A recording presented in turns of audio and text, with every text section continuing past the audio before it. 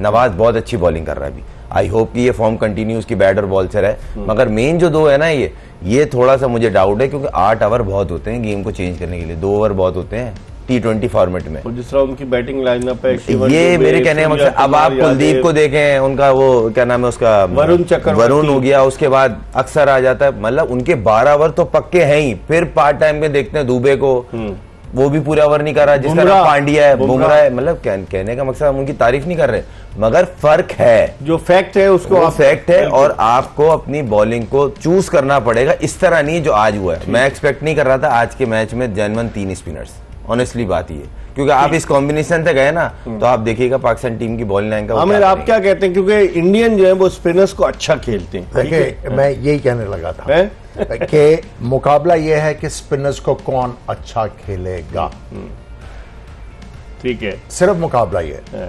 और स्पेशली जो आपने मिडिल के ओवर्स हैं, उनके स्पिनर्स के खिलाफ आपने किस तरह की बैटिंग करनी है। जो मिडिल ओवर्स को कंट्रोल करेगा अच्छे स्टार्ट के बाद, तो उनके जीतने के चांसेस होंगे। अब आपने ये मेथड डिराइव करना है कि आपने मिडिल ओवर्स में कैपिटलाइज किस तरह करना है। देखिए, उनके पास 3 स्पिनिंग ऑप्शंस तो हैं, 16 ओवर बनते हैं, बुमराह के 12 ओवर बुमराह के हैं, और पांड्या और वो दुबे जो हैं वो शेयर करेंगे। अब आपने प्लान करना है कि हमने किन बॉलर्स के खिलाफ बड़े तगड़े तरीके से जाना है। एक तो जो आसान हो सकता है, इन माय ओपिनियन, वो अक्षर पटेल है।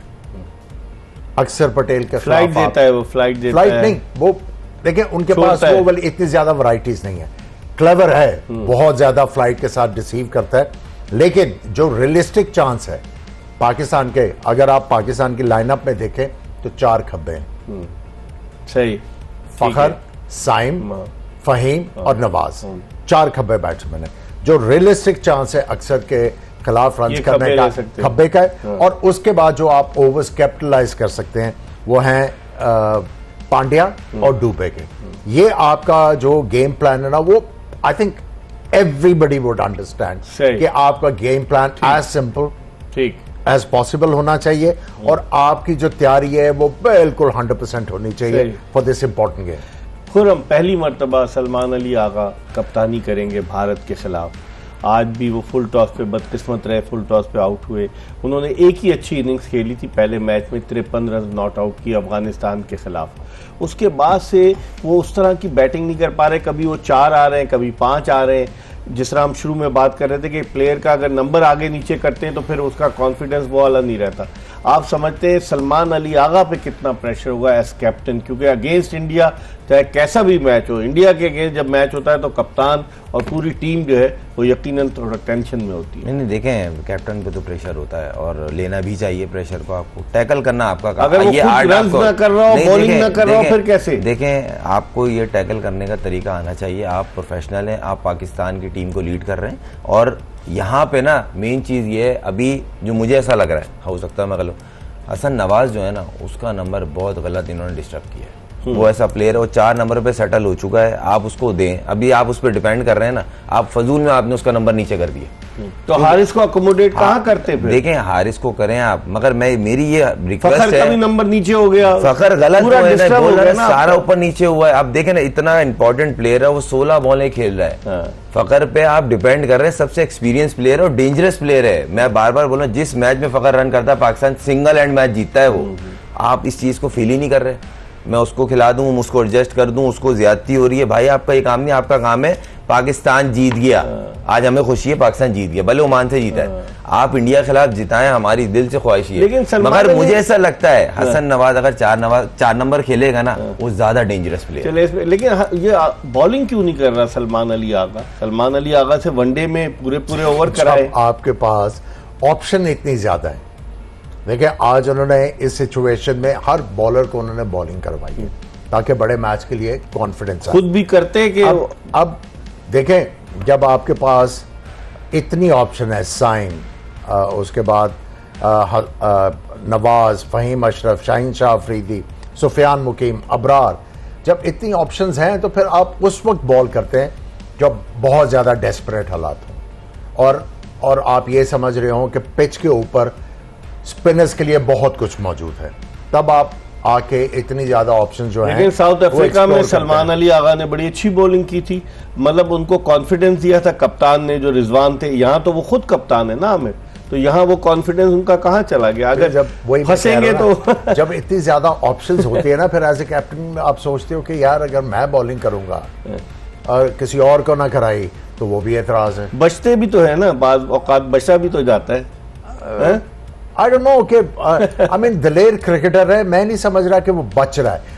आई थिंक जब से वो कप्तान बने हैं बांग्लादेश के खिलाफ 1 ओवर, फिर अगले मैच में 2 ओवर, वेस्ट इंडीज के खिलाफ कम over. Reluctant captain to bowl himself, जो मुझे नजर आ रहा है, क्योंकि जब आपके पास इतने ज्यादा ऑलराउंडर्स पैक्ड होंगे तो फिर वही वाली बात, कप्तान कहते हैं यार मैं बॉल करूंगा। But he is known to be batting allrounder, allrounder, वो एज अ स्पेशलिस्ट बैट्समैन नहीं खेल रहा। I mean he is not a casual bowler. उन्होंने रेगुलर बॉलिंग, वही तो मैं कह रहा हूँ कि he is not playing as a batsman. He is a good enough bowler.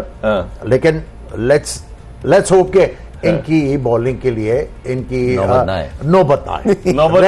यानी कि वो बचने वाली बात हो गई जो आप कह रहे हैं। मतलब वो क्रैश लैंडिंग में होगा जहाज, अगर उनकी नौबत आई, कहने का मकसद ये है कि नौबत आई तो मुश्किल हालात होंगे ना। मतलब सारी कश्तियां जल चुकी हैं, अब आखिरी कश्ती बची है, यही आ जाए आप भी सर। जो खुरम बात कर रहे थे ना बैटिंग ऑर्डर की, जो हमने शुरू में बात की, ये वो वाली पिच है जहां पे एज ए बैट्समैन आप आते ही जो है अटैक नहीं कर सकते जी।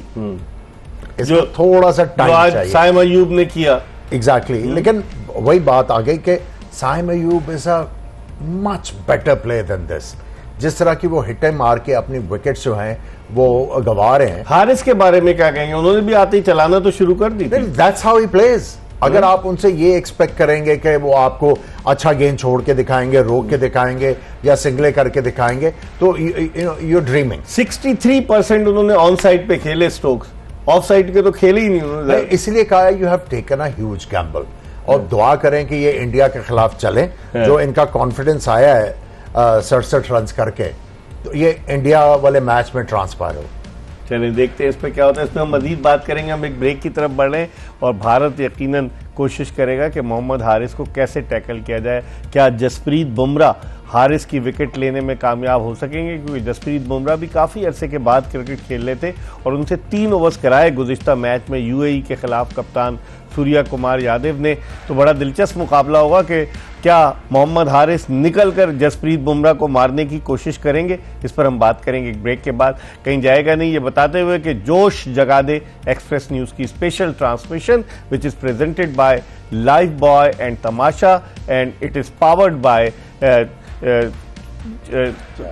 Surf Excel and JazzCash. तो हम ब्रेक के बाद दोबारा आपकी खिदमत में हाजिर होंगे।